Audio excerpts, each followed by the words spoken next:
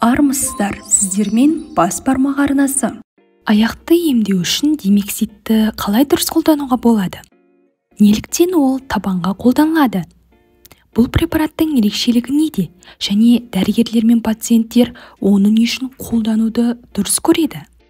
Бұл бейнеде осы қолжетімді препарат жайында толық айтатын боламыз.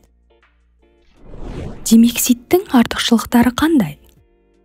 Бұл жергілікті қолдануға арналған құрал. Препарат компресс түрінде қолданылады және қабынуға қарсы. Бірақ басқа жақпа мен компресс ерітінділерден айырмашылығы, димексид ағзаға жүйелі әсер етеді. Ол теріге өте жақсы еніп, қанға тез сіңеді. Сондықтан дәрігерлер тірек қимыл аппараттарының әртүрлі проблемалары үшін димексидті жиі тағайындайды. Бұл құрал шынымен де пайдалы қасиеттерге ие. Димексид қабынуды жеңілдетеді, ісінуді кетіреді, ауырсынуды басады, терінің зақымданған жерлерін дезинфекциялайды. Сонымен бірге димексид жану, қышу және жағымсыз иіс түрінде ілеспе белгілерді тиімді түрде жояды. Пайдалы қасиеттері. Компресстерді қою үшін димексидтің сұйық түрі қолданылады. Тәуелсіз құрал ретінде ол келесі емдік қасиеттерді қамтамасыз етеді. Ауырсынуды азайтады, қабыну реакцияларын тоқтатады, патогенді бактерияларды жояды, жергілікті метаболизмді қалыпқа келтіреді. Тамырларда қан ұйғыштарының пайда болу ықтималдылығын азайтады. Бұлшықет кернеуін жеңілдетеді. Зақымдалған жасушалардың регенерациясын белсендіреді. Ол аяққа қалай көмектеседі? Димексидті қолданудың негізгі тиімділігі аяқтар үшін және де шығу тегі бар буындардың қабынуында. Бұл препарат созылмалы артрит, подагра және басқа да жүйелік аурулардың өршуі кезінде қарапайым көгерулерде қажетті. Димексидті қолданудың екінші бір тиімділігі аяқтың инфекциялық зақымдануы. Оның ішінде әртүрлі шаралар мен тіндердің қабынуында. Димексид терінің беттерін де дезинфекциялайды. Соның нәтижесінде бұл бактериялардың антибиотиктерге сезімталдығын арттырады. Сондықтан ол осы препараттармен кешенді терапияда қолданылады. Димексидтің кешенді әсері әртүрлі тіндердің жасушаларының тез жаңаруына ықпал етеді. Осылайша ол буын сұйықтығының өндірісін жақсартады және аяқтың буындарын майлау және онымен бірге коллаген, белок өндірісіне ықпал етеді. Мықты сүйек, буын және сау тері болуы осы өндірістер арқылы жүзеге асады. Димексид саңырауқұлақтарға, яғни грибок көмектесе ме? Димексид аяқтың жағымсыз иісімен тиімді күреседі. Мұның бәрі димексидтің бактерияға қарсы қасиеттері екендігін көрсетеді.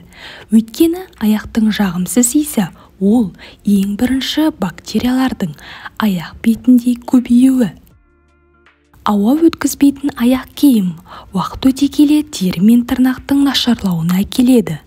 Бұл тырнақ саңырауқұлақтары даму үшін тамаша жағдай жасайды. Әдетте тырнақ беттері сарғайып, оның бетіне жарықтар пайда болады. Тырнақтың айналасында тітіркену мен қышу пайда болады. Димексид тырнақтарды бактериялар мен саңырауқұлақтардан тазартады және оларды жұмсартады. Осының арқасында тырнақ біртіндеп, сырты жаңарып, табиғи қалпына келеді. Димексидті қолдану тырнақ пен аяқ саңырауқұлақтарының алдын алу ретінде пайдалы болады. Денсаулық бұл біздің байлығымыз, сондықтан да біз осы каналды аштық және үнемі пайдалы видеоларды шығаруға тырысып жатырмыз. Тіркеліңіз, дәл осы денсаулық туралы ақпараттарды көп адамдар қарайды. Димексид ауырсынуды баса алады ма?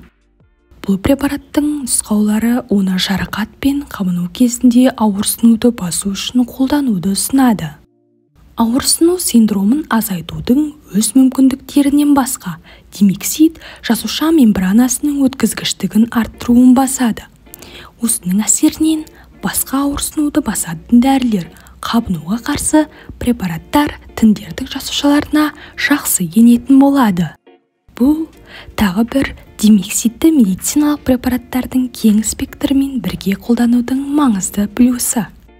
Айтпақшы, сіз димексидтің сарымсақ сығындысы екенін білдіңіз бе? Яғни бұл табиғи шыққан препарат. Оны қалай қолдануға болады? Саңырауқұлақтарды, яғни тырнақтағы грибоктарды емдеу үшін мақта жастықшасын димексидке батырып, ұйықтар алдында тырнақтарды сүрту жеткілікті. Саңырауқұлақтардан зардап шеккен және оған жақын орналасқан аяқтың барлық жерлерін сүрту сау тері аймақтарына саңырауқұлақтардың таралып кетпеу үшін маңызды. Аяқ буындарының зақымдануын емдеу үшін компресс жасау керек. Димексид тері арқылы аяқтың тереңдігіне жеткілікті мөлшерде ену үшін димексидті сумен 1:5 қатынасында сұйылтылған таңғыш ерітіндімен сіңдірілген күйде буынды ауырған жерге орап, пленкамен жабыңыз.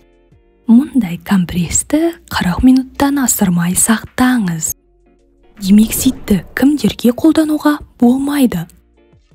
Бұл препаратты жүрек-қан тамыр жүйесі аурулары бар адамдарға және бұл құрал жүкті әйелдерді емдеу үшін қолданылмайды.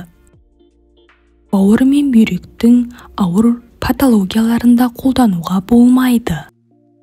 Димексид глаукома мен катарактасы бар науқастарға да қарсы көрсетілімде. Жалпы қолдану кезінде ерітіндінің шырышты қабықтарға және көзге түспеуін қадағалау қажет.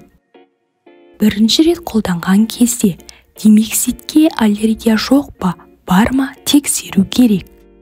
Ол үшін ерітіндінің аз мөлшерін білек терісіне жағамыз.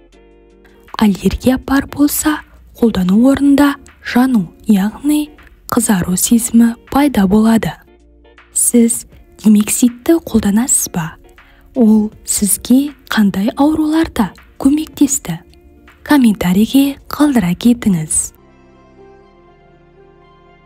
Пайдалы сөздерді көбірек естісек, біреуі болмаса біреуі пайда алып қалуы ғажап емес.